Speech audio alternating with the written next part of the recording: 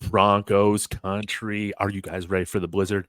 Are you ready for the blizzard? I'm kind of freaking out. I see it coming. I see it coming. Hopefully the power stays on tonight so I can watch the Love is Blind reunion. But enough of the toxic reality TV that I love. Let's talk about the team I love. Denver Broncos, baby. We got some news. Maybe not the most exciting news, but one that warms my heart, especially as a Denver Broncos fan that lives 7 years in Texas. We got another Texas Longhorn in addition to all of our safety group. Roach coming in, Malcolm Roach coming in, Texas Longhorns guy. We got Lil'Jordan Humphrey. He's back, baby. Don't you love it? Don't you love it? Signing for the veteran minimum. Good friend of the show, Mike Kliss, saying Humphrey was an invaluable number 3 or 4 wide receiver last year. Best blocking wide receiver on the team. I agree. He had 3 TDs among 13 catches. And then remember this pass from Jared Stidham? Man, that was beautiful. On a 1-year deal, it's the non-guaranteed minimum. If you guys are wanting a little bit more specifics on this thing. But hey, look at this. Look at this. Jared Stidham stepping up. You know Russell Wilson would have just ran into a sack right there, turned into a touchdown. Beautiful stuff. Hey, I love to see these depth bargain signings. And guys, continuity. I'm a fan of continuity. I like this. Big fan of Lil'Jordan Humphrey. He's not little at all. He's got big game for a depth wide receiver, especially, and he'll be in there with Tim Patrick. We'll see what Tim Patrick can do. Jalen Virgil as well, and of course Marvin Mims. I'm hoping that we sign another wide receiver as well. You guys seen the thumbnails. We also got Mike Williams that has been released. Chargers opening up $20 million doing that, okay? And Michael Thomas, also designated today as a post-June 1st cut. So he's now a free agent from the New Orleans Saints. I would really like if we can bring one of those guys in. And I totally blanked about this. Right now, Courtland Sutton is still on the roster, okay? What I'm hoping happens with Courtland Sutton is that we keep him. That we sign him to like a 2-year extension, right? 2-3-year extension. So he's here till he's like 32. Okay, wouldn't that be nice? I think he's very dependable, great red zone threat. Bounce back year this past year, was making amazing catches. But wouldn't that be nice to have Courtland Sutton, Marvin Mims? We sign somebody, okay, such as Mike Williams or Michael Thomas. I know they're not the most durable guys, but maybe they'll become a little bit cheaper because of that. I would like to provide, whether it's Stidham or a rookie quarterback, with a lot of weapons. Like, if we're not going to have a great year this year, which my expectations are kind of low, but I just want to be entertained. Like, let's make sure we got a fun offense, okay? That's what I would like to see. But another wide receiver that I would really like that I don't know if we'll sign. I guess you don't want to have too many of the same type of archetype wide receivers. If you got Sutton, do you really need somebody like Michael Thomas? I still think Mike Williams has a lot of speed. I think he could be one of the faster guys on our team. Y'all let me know. But I like those big kind of playmakers. Hollywood Brown's still available. Oh, man, I would love to get Hollywood Brown.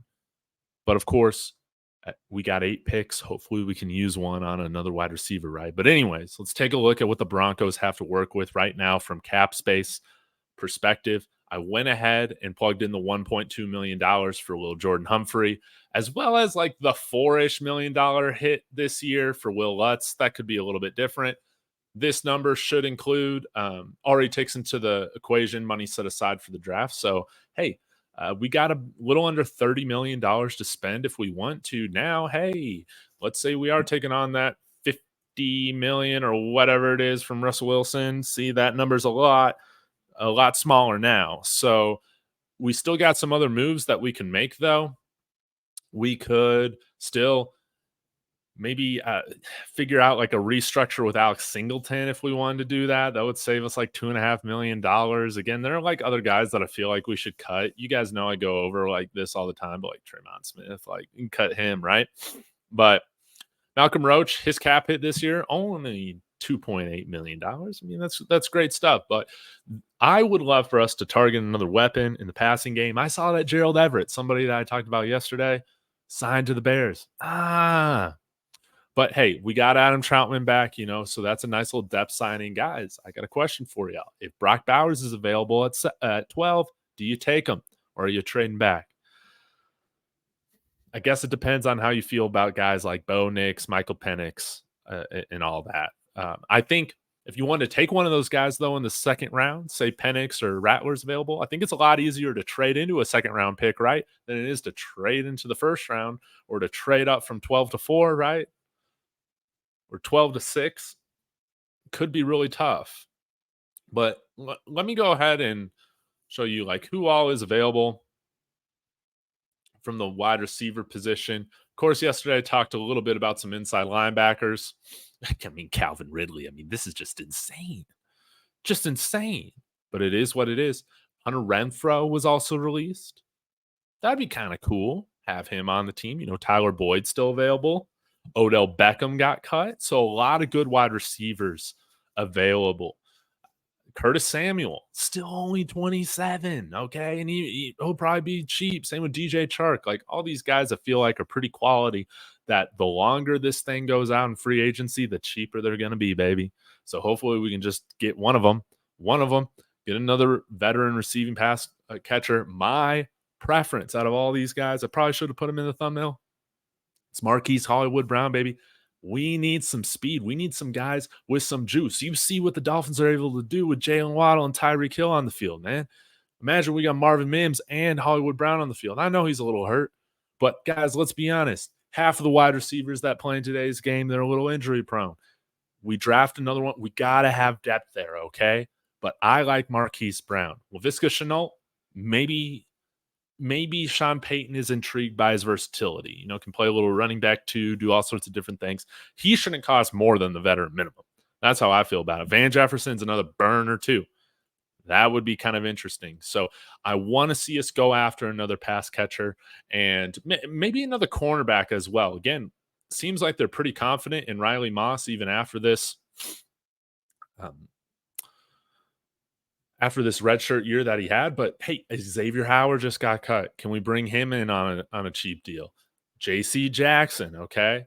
Now, I don't know like how good of a season like any of these guys had, like Stephon Gilmore, Kendall Fuller had this past year, but Patrick Peterson, I imagine he wants to go to a contender though. So, but still some guys that I would be interested in bringing in. We need more DBs and we need more wide receivers. So y'all let me know what you think about Lil'Jordan Humphrey coming back to the Broncos. I love it. I'm a fan of it. Y'all be sure to hit that like and, of course, let me know your thoughts and join me.